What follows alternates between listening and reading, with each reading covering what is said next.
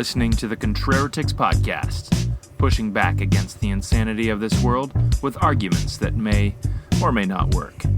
And here's your hosts, Josh the Gun Nerd and Ian the Beer Nut. Hey Ian, how you doing? Hey, that's us. That's our intro. Yeah, Sounds familiar.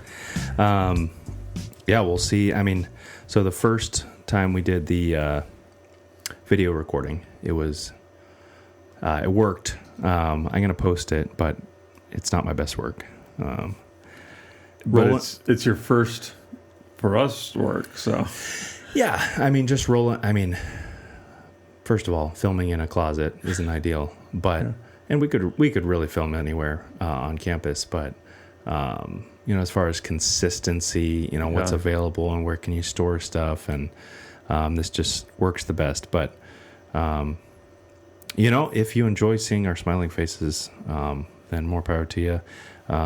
Apparently, long form YouTube is a thing. Now, I don't know if our long form YouTube is a thing, but it'll at least be for our own amusement. Yeah. Yeah. So, do you have a YouTube channel for us yet? Yes. Okay. Yeah, because we already, all Google things are connected. Oh yeah. So it was pretty easy just to. I think it's just the Contraritics. Cool. Nothing uploaded yet, but should have one later today. But yeah, between at school, once you start doing a thing, it attracts other things, and fruit and poop and flies. Yeah, that's what I was thinking. You're thinking something different. Well, when you, I don't know, it's really with anything. If somebody figures out you're a good woodworker, you're like, you want to build me a whatever, and maybe not, depends what it is. Yeah. But so there is just pluses and minuses. The plus is that I get to help out with projects video wise around campus and stuff. If it is a negative, it's just it's time consuming, but also as I get better at things, it takes less time. So yeah, and getting spread thin and doing all those different things, you get to get better at them. Yeah. Across the board. So yeah, totally. Whatever you're doing for the school already benefits us, because maybe it does. We'll see. Hopefully. Yeah, we'll see. People be like, oh man, we didn't want to see your faces. Yeah, right. You're like, what? You have a great face for radio. Yep, exactly. Actually, should we crack something? Yeah. Do you want to pour the Doppelbock? You betcha. Doppelbock.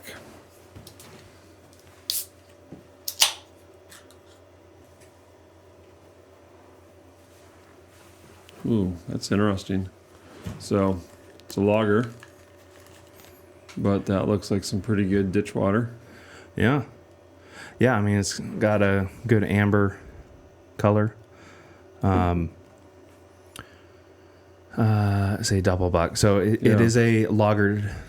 And as I was listening to our recording a couple weeks ago, I was like, it's either ale or lager. I don't know why I got that confused. It's either ales and lagers. That's the two categories. I don't know why I was. Because an ale is a top ferment and a lager is a bottom ferment and colder. I believe so. Yeah, and cold. Yeah. Okay. So oak aged German style lager, which is unique. I don't know how that works. Because a lager is typically going to be much lighter colored. Yeah, for sure. Yellow, yeah, but the oak aged is going to get you, and probably the malt bill is going to get you, depending on what they used. Because I think, let's see, it's a cold aged in oak barrels, imparting, let's see, is it in focus there? I don't know. I can't see behind the camera. But imparting light oak and vanilla that pairs perfectly with its bold malty caramel flavors. Prost. Is it Prost or Prost? I think it's Prost. Yeah. But that's just this dumb redneck. Love your roots. Yeah. Urban Roots. Urban Roots Brewing out of Sacramento. Sacramento. That is not a place that I think of for beer. California for sure, but not really Sacramento, that north. But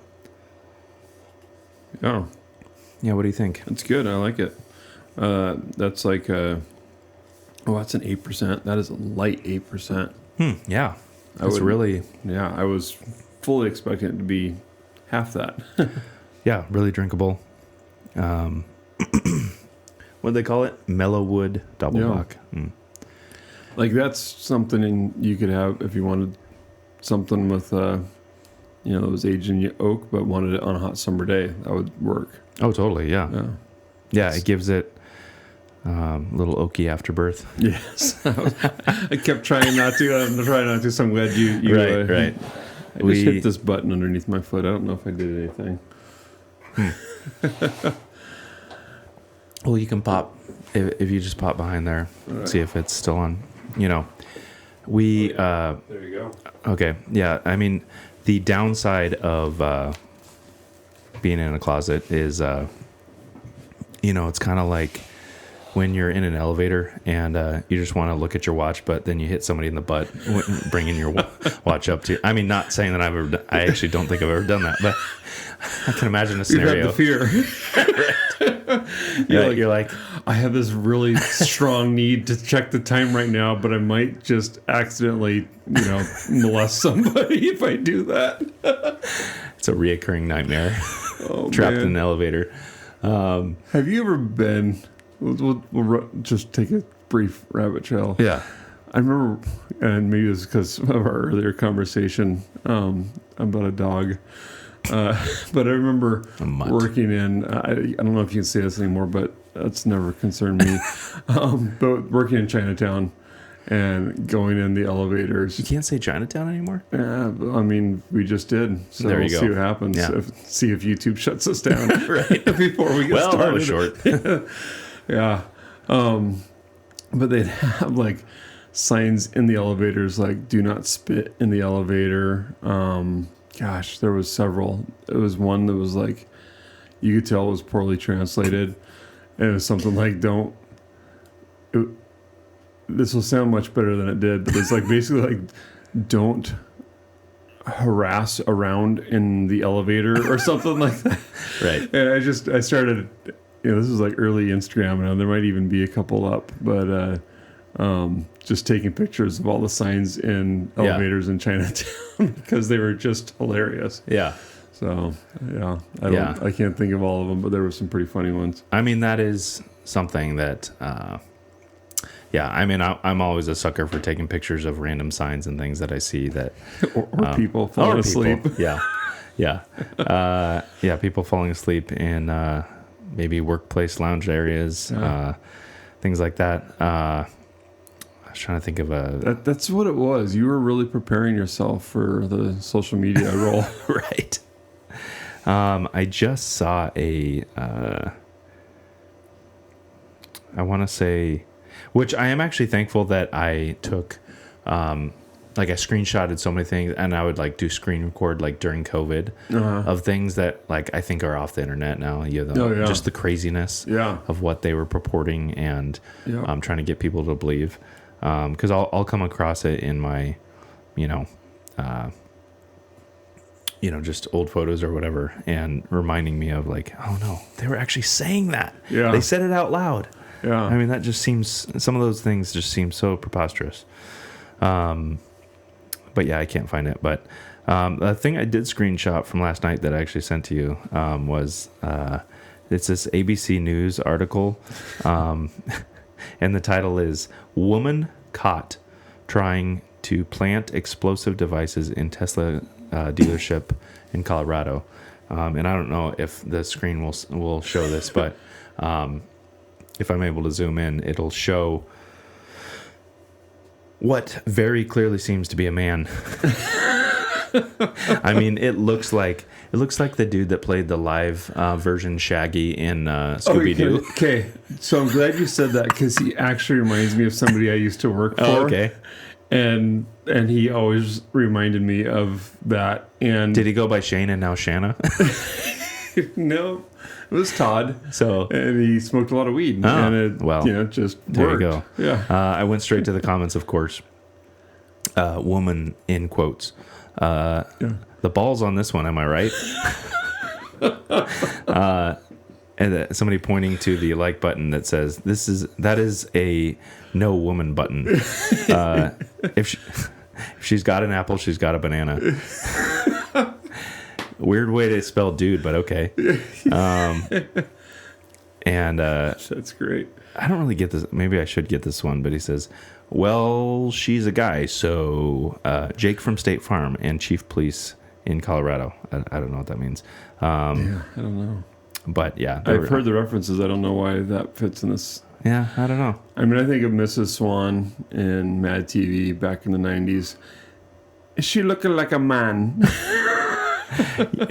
You know what? That is actually what that, I guess. Oh, that's it. That's what that meme is. I was like, I'm sure that's from some old 90s thing, but I don't know. She was hilarious because, I think that's Alex Borstein. And like, I don't think she would have played that role nowadays. Yeah. And she's, I'm sure, all woke. Well, but even that was sort of thing. She looking like a man. Dude looks like a lady. Yeah. But she, no, I was thinking, when you said that, I was thinking of Joe Coy. He did a really good Asian lady. Yeah. Him and Adam would riff on that bit for quite a while. Joe Coy, Alex Borstein, I don't think she's Asian, but then who's the Bobby Lee. Bobby Lee, yeah. Yeah, when he goes Asian, he goes all Asian. It's hilarious. I mean, he is Asian, but his normal voice is not super Asian. But then he can bring it. He can bring the Asian. Yep. Yeah. And when he teams up with, who's the redheaded guy? Carrot Top? No, they do a podcast. I don't know if they co-host it together, but I've seen it lots of clips with them together. Yeah. Anyway, they're a pretty funny duo. But yeah, I mean, one of the things that we talking about, because we workshop a lot of ideas and then some of them don't make it. Mm-hmm. Either because they're bad ideas or we just literally forgot what we were talking about. Yeah. Never. I mean, they were the best ideas. Right. Yes. They would have, the content. In the history of the world. Yeah, they would have provided the best content you could get. Right. But, would have gone viral. Yeah. But one of the things we were talking about is just trying to move a group of people, like, say, a family or an organization. But how do you get people moving in the same direction? Not everybody doing the same thing, because everyone has a unique role, things like that. But moving in the same direction, seeing the vision for what you're trying to do. And even just in a household, last night we had a trial of sorts. Mm-hmm. This is a picture of... oh, gosh.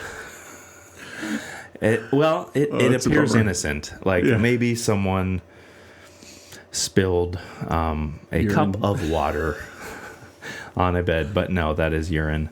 Guys, it's really not fun. Let's see. This picture was taken at 10:17. Oh man. You're thinking about laying down, and now you're thinking, that thought's been dashed upon the rocks. Are we going to be on the floor? Yeah.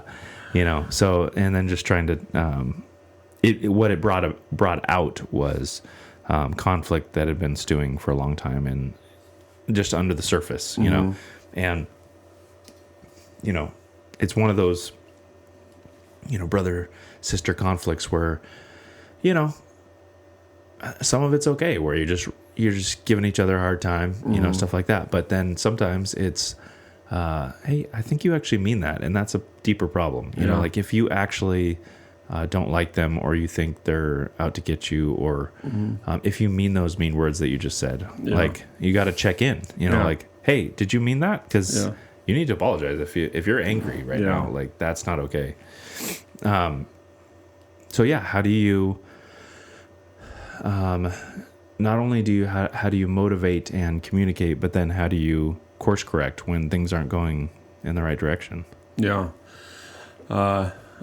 I'm figuring that out. Right. One of the things that I was talking with somebody recently about it, and he brought up something good.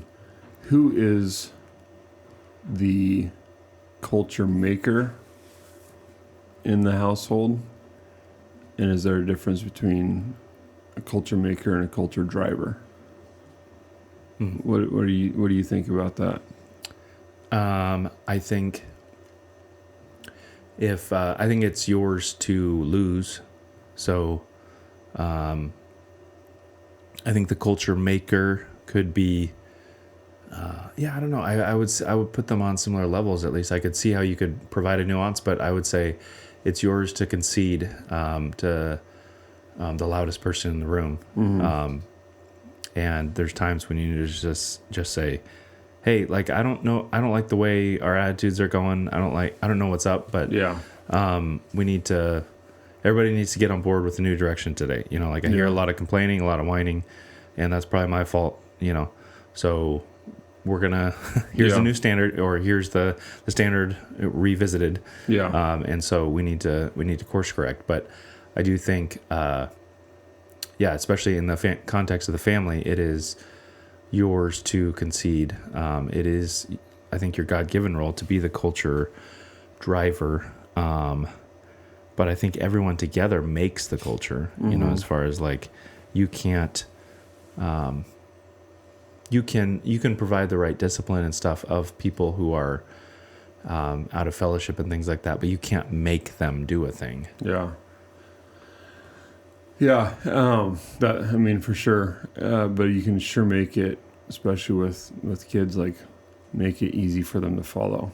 Mm-hmm. You know, they're not going to do it perfectly, because you're not going to do it perfectly, but they're also not going to do it perfectly because they don't have the frame, the wisdom, the experience, and those kinds of things. But it was something I was talking about with somebody recently, and he was talking about the wife being the one that was like the culture maker. And I that makes a lot of sense to me, but I was also like knowing that, you know, my family, like I also have to drive the culture. Yeah. And it is a thing, like you were saying, like, you know, if we're all picking at each other and being miserable with each other, in the end that comes back to me. Right. You know, so I've got to look at, okay, am I creating a spot in our family where they are loving each other? You know, if you know, my oldest and youngest are biting back and forth at each other, either I'm not disciplining something that they're coming out with naturally, or I'm demonstrating that, and they're following my lead, and so I'm either not stopping it, disciplining it, and fixing it, or they're actually doing exactly what they see me doing. Right. Because it takes nerve to, you know, thinking about like the book Failure and Nerve, and then the one that the ladies and men are going through, leadership and emotional sabotage, I think it is. That one that I keep forgetting to put in your bag. In my bag, so I can bring it home and read it. Yeah, I mean, Thanks for that reminder. I like the cover though. The cover's inviting. Yeah. I mean, it's at least provoking. Like, scary face. Yeah. I have to take all paper covers off. I hate them. I don't. I get rid of them all the time. It's a weird thing. You just tempted to wipe your boogers on them. Maybe that's it. But they end up tearing and looking ugly, so I just take them all off. Yeah, the whole idea that it's protecting, like, this, I'm like, I don't get that. Like, I don't, like, what is it protecting it from? Like, exactly. Wipes of your hand? Yeah. Like, what is this book going through? That boogers. I mean, because it's already a hard cover. Yeah. The hard cover is the protected part. Yeah. I guess this does not sell as well as you know, the protective cover. Yeah, and I guess you can't print on that. Well, you apparently can. I don't know. Yeah. I don't know. It's always baffled me. I'm like, it seems like a relic of the past that we're still doing that. Yeah. Like, why? At some point, because I like the old books that are like, is this one? Yeah. So this one has an impression on it, like the old ones do. Yeah. And a lot of times, like an embossed, like it'll have some maybe gold leaf or something bronze in there or something, you know. I like this. I mean, I like that, you know. Yeah. Whatever. Okay. Sorry. So it is weird how touch and feel like play a role in even consuming something like a written word. Yeah. Hey, it's now on. It's going everywhere. It's on video. Yeah. Yep. That's seriously. It's like I feel like it's a version of Angry Birds that you're just sitting. You're sitting in a launching on a launch pad or a slingshot, and you're just waiting to get. You don't know when it's going to happen. It's like somebody's back there throwing a ball at the little thing Right. and drop me in the dunk tank. But it only goes forward 3 inches. Yeah, Just enough to rattle you. that's right. But yeah, so my omnibus students, I took them outside because it hit blazing like 59 or 60 degrees. It was maybe beginning of the week or last week. Yeah, basically lake weather. Right, Yeah. right. And so we're out there, and when the sun hits paper, like it changes the smell a little bit of it. And the kids were like, "Ew, this book stinks," And I was like, "What?" And I smelled it. I'm like, "I don't know. That's just how some books smell." It smells like paper. Yeah, it's not like it didn't smell like dog piss or anything like that, but it was it was like, okay, yeah, that's a weird paper smell, but they just couldn't get over that. But even how those textile things impact your disposition towards a book. Yeah, totally. Yeah. I'll have to crack this one open. It looks like a good quick read. Makes me sneeze. Yeah, definitely. It's the paper and the sun. Yeah. But what I was saying was, it takes nerve to, hey, set the core straight. You might get some resistance from your family. You might get maybe this is all coming from, maybe you start to really drill into your daughter or son, and you find that there's something under the surface that then you got to deal with. And you had different plans for your Saturday, you're like, hey, can you hurry up and get over this? Cause I got gutters to clean and whatever else, so it's like being willing to be late to church. I mean, that's something that, kind of gets brought up on a perennial basis, or whatever. Just cyclically, it is something that whether it's church or whether it's a really important meeting or something that you need to get to, fellowship should be more important. Of course, there's levels of that. Like, okay, is this, we might be able, I might have just given you a dirty look and I can. Your sister's bleeding out. Right. But we have to go back to why you cut her in the first place before we get her to the emergency room. Right. We need to be in fellowship before we go in the 8 car. That's right.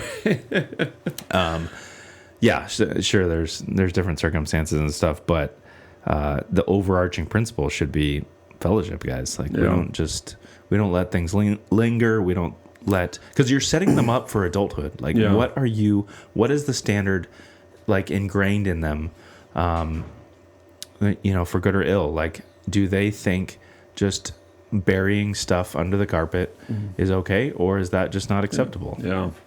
You're building instincts into them. So what instinct are you building into them? And like in the case of going to church or going to another family's house, going and ignoring the problems in your own relationships while having good relationships with other people, or trying to go into fellowship at church when you're not in fellowship with your family.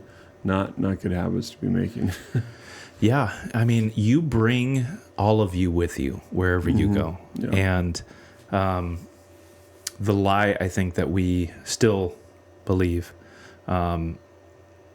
regularly is that we can get away with stuff and it won't affect other people. It's like, that's not how God made the world. Like, your sin just affects everybody. Yep. And even if they... I've talked about this recently, but how even if kids can't tell you exactly what's wrong, they know something's wrong. Yeah.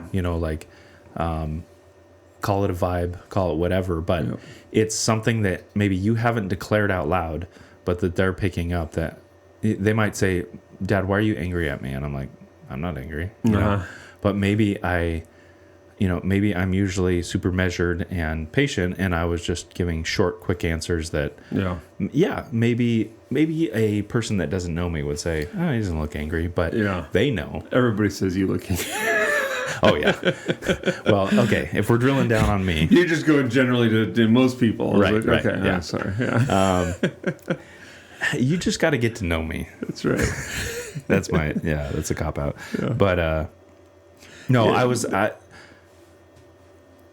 was gonna say I had an uncomfortable not familiarity, but I felt uncomfortably very sympathetic to Puddleglum in Silverchair. Yeah, you guys are going through Silverchair. Right? Yeah, so he's a marsh wiggle. That is, he's the guy that. We better get going because it's probably going to rain. And if it rains, we're probably going to, Yep. But he ends up being, I'm not saying I'm the sage voice, but he ends up being the sage voice in the story that is like, hey, no, like, what are you doing? Did you remember the signs? What did Aslan say? And that's right. He ends up being the, even when they're all, like, at the climax, when the witch is trying to, the prince Rillian is already loosed from his bonds, but she's trying to like woo him back to sleep with like she put like magic powder in the fire, and it was causing them all to get drowsy. But Puddleglum was fighting back against it in his own resilience, and went over to the fire and stuck his foot in there and put it out with his bare foot, got burned, whatever. But he ends up being the one with the clear-mindedness and gets them out of that trouble. But he's still, because when they first go down, and this is a jumbled retelling of the story, but I'm following because I'm remembering from reading it. So. Yeah, so when they first they are running from the giants, they escape the castle. They're running from the giants, and then they find this little crack in the earth, and they squeeze through it, and then they pile up stones to keep away from the hounds, and then they fall down this long chute and end up in the underworld where the witch is. He is actually the comic relief. Like, he basically says. Wow, because they keep saying, and those who go down under never return to the light, something like that, to that effect. And he kept asking questions. He's like, yeah, what's going on down here? And they kept giving the same answer. And he was like, kind of a one-track mind, there, like something like that. And he was actually the comic relief. And Eustace, and I think Eustace says, he's kind of a wet blanket, but I'm sure glad we have him with us, or something like that, but more for the, more for the wet blanket part. I'm like, that's probably how I am. Like, I know I default to critical thoughts or whatever, and I have to, like, even when I think I'm being joyful, it doesn't look like I'm it. So. Gonna be joyful now because later on I'll not be joyful. But it's like, what good is joy if people don't know it? So I need to work on that. And I guess I'm probably, I think melancholy is the word, that I'm just, I guess I have a lot of, I'm more used to that demeanor, like just I don't know, what happens if I die tomorrow? Just like constantly thinking about, like, not dwelling on it, like, oh, I'm gonna die. It's just like, and then Kim will get in these seasons every once in a while. She's like, is this how you feel all the time? I was like, I don't know, probably. Oh, that's great. And I guess I'm just, so we're all built differently, and even within a family, so me trying to, well, hold on. Finish that thought in a second. You broke something, but it probably wasn't something I needed anyway. I'm going to take the Puddleglum approach. Yeah, there we go. No, Puddleglum would say, He probably broke it, and I probably can't fix it. Probably can't ever get it back. Yeah. Much like our thoughts. But yeah, I mean, and even see, I had optimism right there that I could go fix the cameras, come back, and pick up that thought again. And there's no way. Yeah. It's not gonna be right. But it was something about Puddleglum and having different people in your family in your with mind. well, trying to lead a group of people while realizing that everyone has not only different roles but different dispositions. Yeah. You know, seeing like just knowing that your kids have different demeanors and different you know, so not interpreting like Ava Joy is she lives up to her name, Ava Joy Laughter. Mm-hmm. She's very outgoing, very you know, she's wearing it on her face. Mm-hmm. Ella is more internal, you know, like what are you thinking over there? You know, sometimes I'll just ask her, I'll just go up, give her a hug, you know, like, hey, what's going on? Whatever's going on, it's all right. We can talk about it. I feel badly about it too. Or tell me about it so I can feel bad. Yeah, that's right. But just I had a brief moment of joy. I need you to take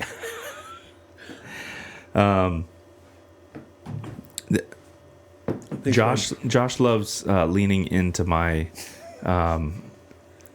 RBF almost as much as he likes when I have a horrible scratchy throat cough thing, and my voice is occasionally cracking, and that podcast that we did was a tough slog. You know, it sounded better though recorded than it did in person. So that's what I hear. Yeah. So that's good. Just me taking, you know, Schadenfreude in your situation. Right. No, it's good. So we were talking a little bit earlier about, I mean, we're both teachers at a school doing a thing. And I mean, we've talked about it a little bit before, but just going back to revisiting, rehashing, like why for the, let's say, average in terms of maybe ability, but let's just say if you were to take a group of Christians and say how many are equipped to adequately, and that term can be debated, what is adequately, educate their children via homeschool, I would say the average cannot do it well. Not to say that you shouldn't do it. I'm not telling. Yeah, it's like the meme that, you know, like the average man believes that if he needed to in an emergency, he could pilot an airplane. Right. Yeah. The average parent believes that they could in an emergency. You know. Yeah, and honestly, like I don't think it's a bad thing to try. Yeah. But I think it's a good thing to it's a good thing to be very self-aware of like and take outward criticism, you know, and maybe have some, I don't know, I was going to say standardized test, but some sort of outside measure of like, hey, they're at this stage, where should they be? And of course you have exceptions, and you know your kid, you know, in terms of their strengths and weaknesses, but on the whole, like, are they roughly where they need to be, or are they wildly behind? You know, and so realizing that those deficiencies and just what it requires, like what it actually requires to give a I would say a suitable education to your kids is it is going to be a sacrificial endeavor. There's no easy way to do it. Whether you send them, I say send them to school, but it's not as though you're shipping them, or you shouldn't be shipping them off. But there's no easy way about it, and that's the way it should be. Like if it's easy, then you're doing something wrong. And that's where I think, I mean, obviously we love what we're doing and excited about it and want to see it flourish. But I just think that there is I think we've talked about it in an unhelpful way, where we're just more focusing on I don't know, like better academics with Jesus in it. You know, it's like, is that all we're offering? Like better academics, great.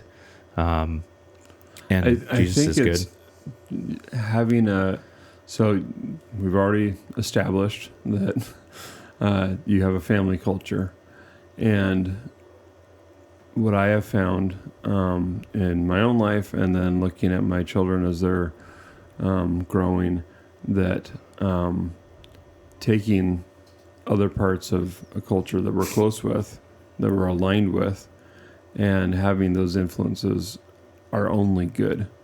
Yeah. And that's one thing that is left out, or can be easily left out of homeschooling culture. And I really am pro homeschool. I was homeschooled all but 1 or 2 years. And my mom did a good job of it. My dad tried his best dealing with me. So it wasn't my dad's fault. It was more of my ingratitude. But being able to bring in other parts of the culture into our household would have been fantastic for our family culture. Yeah. So one of the things that I've always appreciated with the school is seeing that, for the most part, when we get a grade back from, quarterly from the other teachers, we see how we're on the same page. That's usually the first thing I look at is where we're at, in our understanding of my child, and where you think they might be versus what is actually reflected on the page. Yeah, and so it's the teacher's evaluation over what their grade is always the most important thing to me. And I have found that for the most part that we're on the same page with that. And that also means that teacher is putting their life into my student in a way that I can't, just because they're a different person. Yeah. So there's that, I might be 800 grit sandpaper or 40 grit sandpaper, and that teacher is, another type of sandpaper working on my kid. And they're just not going to get that in the homeschool environment. And again, you can judge me, take a look at me. Am I a good representation of homeschooling? I don't know. I do think it's, for sure, I think it's a better option than the public school. Yeah. Whatever degree. I have said, and I'm not really joking, that giving your kid a box of rocks and plants and sending them out in the woods is probably better than homeschooling, because that's going to actually teach them more honest truth than the lies that they'll get there. Now, that's also neglect, and public school is a different form of neglect. It is. If your kid's in public school, you're neglecting your child. Get them out. Yeah. Put a uniform on them and take the PJs off. Yeah, and I think more than just stuffing facts into their head, like the bigger picture is we're shaping a human. We're shaping their worldview. So what are we putting into their tools, their, bucket of tools, like to how to view the world, put it through their, like building their grid that they're going to put everything through. What do I think about this? Yeah.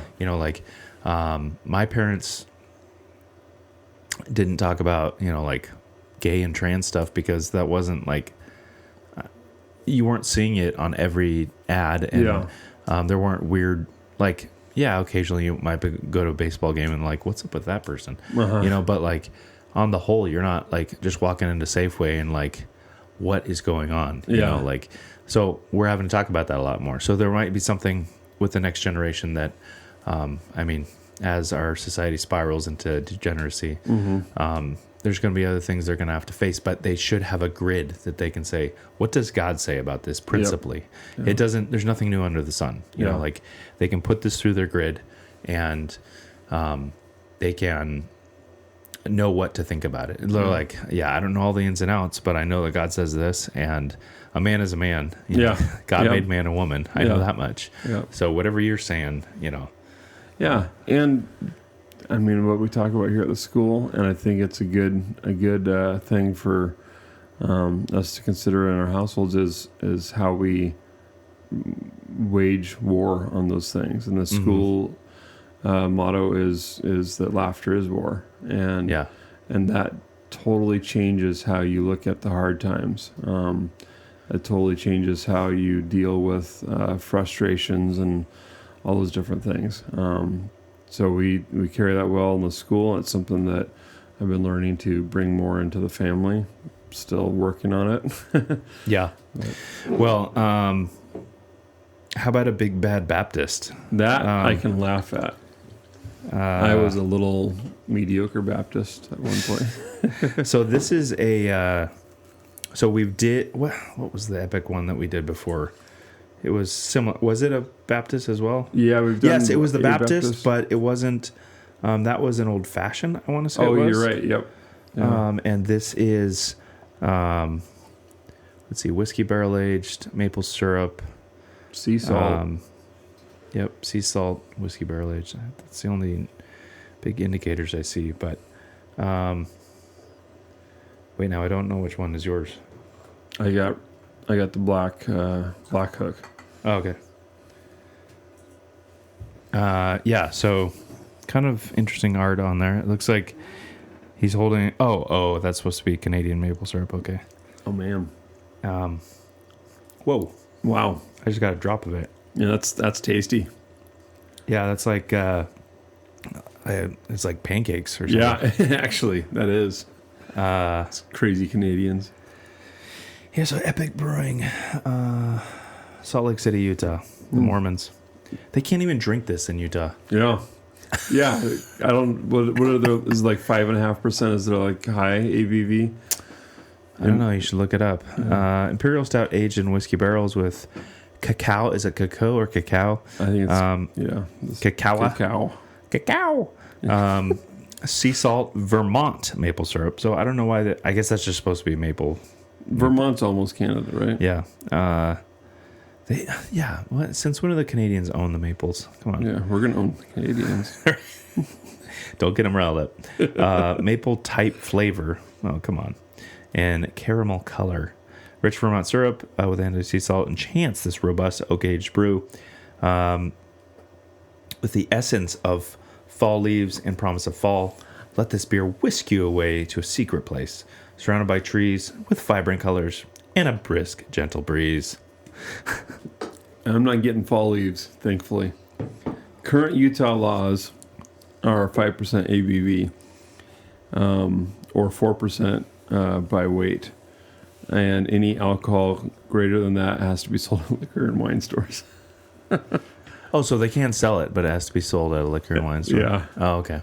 Yep. So you're not going to go to a brewery and get a beer that's over 5%. Right. Yeah, because I've heard like Adam Carolla would do shows in Utah every once in a while. Yeah. And he'd go to a bar and they'd be like, I think he asked for a double, like a, maybe a double vodka soda or something. And they're like, oh, we can't do double. We can give you 2. Yeah. We can give you 1 and a shot. Right. Yeah, I don't know. I like it, but there's something kind of, I don't know. You're more the Doppelbock guy, and I'm more the maple whiskey barrel guy. I don't know. I like it, but I'm not picking up so much maple as like vanilla. Okay, kind of. Fake maple. Yeah. Maple type flavor. Yeah. Well, it's got Vermont maple syrup, but also maple type flavor. So I don't know. Like pick a lane. I wonder where they put the maples, like when they put the maple syrup in. I would think late. Yeah. I don't know. But it's also not, I mean, I don't know. It's not overly if you put it in, the last day or week or whatever fermentation. It's not been fermented out. You'd think if it was, Like I don't actually know, but I do know about fermentation. You wonder if it would like re-kick a fermentation if you put it in, a couple weeks out or something like that. Yeah, I don't know. It would actually be interesting to have RJ back on at some point, and yeah, we need to. We got a lot of brewery questions. Yeah. Listening to us fumble around in beer language is probably infuriating if someone like that listened. But yeah, it's like, I don't want to listen to those guys. They don't even know what a nail is. Yeah. I mean, that's why we picked our titles carefully. We actually did talk about Gun Nerd and Beer Nut. Like, what? Like, we don't want to. Like, it's very like you put a target on your back if you put too much of a title on yourself. Oh yeah. It's weird. It's a weird thing now with my age and looking at what is whatever the wind of gun culture is right now. Like when I was getting into it, it was like, well, ARs were like, man, if you had an AR, for one, it was super basic. Yeah. It doesn't look like anything that anybody owns here that is super basic in today's environment. Like everything you own is light years ahead of when I got into it. And then seeing like nowadays, like if you look at social media, you're pretty much not a gun nerd if you're not running dual tube night vision, white phos, with a minimum of a PEC 15 laser and 11.5-inch barrel because 10 and 5 is no longer cool and all this kind of stuff. It is a different world, and I'm starting to feel like an old man in the gun world. Like I'm trying to stay ahead of the FUD. Yeah, it is one of those things where I mean, also like just technology progressing and things becoming cheaper and more accessible, and and we've talked about how Hollow Sun and stuff have come out with some pretty cheap thermal and stuff like that. Was it thermal? Yeah, a thermal unit that they had. Like that. Yeah, it's pretty impressive just from what I've seen from from videos of it and all that. I mean, I would if I had thermal and I thought and my coyotes were back midsummer, I would just stay out. Just like. Yeah, bring it. Oh my goodness, I really want to hunt under night vision. Yeah, I just think it would be so fun to go out and shoot some coyotes with night vision and a aiming device. There's a guy, I can't remember what his name is, but I think he was actually a former Seahawk, but he is over in so this is his son's account. Because I heard them occasionally on Saturday morning, I'll listen to, so typically 710 is sports radio, but on Saturday you still have radio? Right. On Saturday morning, 6 to 8, I think they call it the outdoor line. It's just two guys that, fishing's their main gig, but they hunt turkeys. Hunt anything, but, like Eastern Washington, turkey hunting is big, and yeah, man, turkey hunting would be fun. But anyway, this is last name is Tafoya. I don't know. This is his son's account, Jack's Tafoya. But anyway, yeah, it says account managed by dad. So I don't actually know what the dad's name is, but they posted a video in the middle of winter that he was. Let's see. Yeah, he's there's like a rat, and he picks it off. Nice. That's a hog of a rat. Yeah, right there. I caught some rats recently in the live trap, and they were not that big. They're probably half the size. Yeah, that's probably 3/4 of the size of the biggest rat I've ever found, and that's pretty big right there. Man, but those rats that those hunting packs of, Scottish Terriers and stuff that they have over in Scotland. Yeah. Like they'll lift up like a crate or something. They all go scurrying, and they're all like a couple pounds. It looks like. Yeah. I mean, yeah. I was at a pest control conference several years ago, and the guy there, just total nerd, total pest control nerd. you know the type. Yeah. Pest control nerd. Pest control nerd. Like, he was into guns or night vision at all. He was into pest control, and so he had guns and night vision for pest control. And I think it was like an air gun, like a semi-auto air gun that he had, high pressure. Dude, the air guns are filthy that they have now. Oh, I mean, yeah. they just Yeah, this was what this guy had. Yeah. Like, I think it was like air tank. compressed cylinder. Yeah. And he was just smoking these rats. Yeah. And like the night vision, it was nuts. It went from like, you see one rat in this courtyard and he's out there like at 1 o'clock in the morning, and then all of a sudden there's 50, 60, 70 rats, and he's just chunk, and you just see whack boom, whack boom, whack boom, whack boom, just dying left and right. And I can't remember how many he said. It was obscene. Like, you would not believe the number that he said. If I could remember it, because it was like, as a pest control guy, I was like, I've not seen that many rats this week. That is impressive. Yeah, it was amazing, and it was interesting to see it from the perspective of somebody that wasn't into the gun world. Right. He's in New York, probably on the verge of being illegal with a semi-automatic,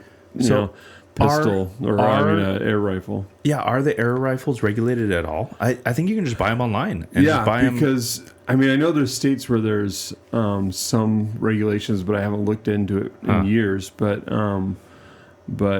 like in our state where there are a considerable regulations, you can get like a full auto. Like the differentiating word is air gun versus firearm. So, firearm implies that there's some sort of spark, ignition. Yeah. So, I found out accidentally when I was probably 16 years old that potato gun is a firearm, and that you're not supposed to have firearms in certain parks. Which I don't know if that's actually enforceable. But we were launching potatoes in a river in Snohomish from a park, and the park ranger came up and she's like, "Hey, I'm not gonna bust you for this, but like, you should probably go, because if another park ranger comes through, they can totally bust you for having a firearm and shooting a firearm in a park." I'm nicer than the other ones. Yeah, I'm not as much of a. There are 8 states that have some sort of limit that at least ChatGPT knows of. Okay. What would you guess at least the top ones are? Probably New York, New Jersey, California.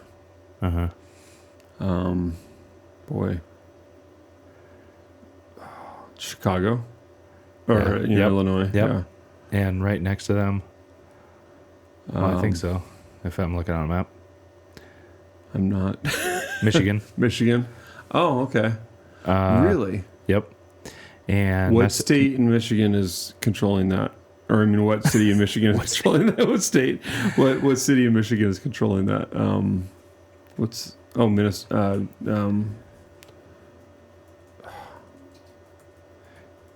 What do you mean? Like the capital, or like the main? Like, what's the Seattle of Michigan? That's going to be like everybody in Eastern Washington. I mean, it would probably center around the universities. So let's see. So the capital is Lansing, but whatever. Our capital is Olympia. Nobody goes to Olympia. Right. Nobody, literally. I had to do pest control in Olympia. Yeah. Oh, okay. Yeah. That's right. Yeah. I always forget that you and I work together. Yeah. University We're back at it. Yeah. Actually, in Olympia is where I went in a crawl space that had the most the most dead possums that I've ever, I think there were 3 dead possums in there, and I thought there was only 1, and I crawled in there. The smell was so bad through my, I had the double filter respirator, and I was like, usually it blocks most of it out. I totally did a Drew Peters peek in. They call him the turret. He would just pop in. Totally. And I was like, reverse groundhog. The crew calls me in their broken English. Hey, Mr. Ian. Yeah, they're dead. I was like, yeah, I know. There's 1, right? And he's like, no, there's 3. I was like, oh, sorry. Yeah. So University of Michigan's in Ann Arbor. So I really don't know. I think Michigan is just, was it Michigan or Minnesota that had the crazy governor that supposedly there was a plot to kidnap her or whatever? Was that? You might be, yeah. I think it was Minnesota. I think it was Minnesota. Yeah. But so by the New FBI. York, New Jersey, Illinois, Michigan, California, Massachusetts, Rhode Island, Minnesota. Massachusetts, yeah. And a lot of them are just like those, let's see, minors under 18 must have adult supervision to possess or purchase certain air rifles, must meet specific criteria. Some air-powered rifles are classified similar to firearms. Of course, in New York, it's only in New York City. Yeah. Where they're classified similarly to firearms and are prohibited, except for criminals, because they do what they want. Yeah, exactly. Gun laws don't stop criminals; they only stop law abiders. And that is why I like talking about worldview and grid and stuff like that. Like, I do think that's why that Christians will make the best politicians, not only because of where their grid is grounded and where their theology is grounded, but the only consistent theology is in Christ and in His Word. Like, there's no other consistent worldview outside of that. It can't make sense of all the world, and where you continually believe that people will obey the law if we just give them a better law. Or that we'll be safe if we just put restrictions on the criminals. It's like, well, they're going to keep ignoring that, people. Yeah, they're criminal. Like, they don't abide by laws, and in a lot of ways, there's the way the laws are now, that you can be a good and moral person and break laws and honor God. Right. Do the right thing. Yeah. So yeah, I mean, and I guess we can wrap it up there. I mean, defiance and obedience. That's what we're talking about. We're continually like trying to till up the soil of our own soul and figure out what we're submitting to that we shouldn't, and what we should be obeying that we're not. Yeah. Helping, just get that, be comfortable with that tension in our own soul that we can then communicate it to our people, or whether that be our family, our students, or whoever. Yeah. So go out and defy where you need to, obey where you need to. Exactly. And render to God what is God's. Exactly. And, accept the consequences, because sometimes there are consequences. Yeah. It doesn't mean it's going to go well for you. Right. You may be forgotten quickly in our short history, but you'll be remembered by God. Yeah. All right. Well, until next time, weld that defiance and obedience into one inseparable whole. All right. Thanks for listening to the Contraritics. Tune in next time for another dose of guns, beer, and contrarianism.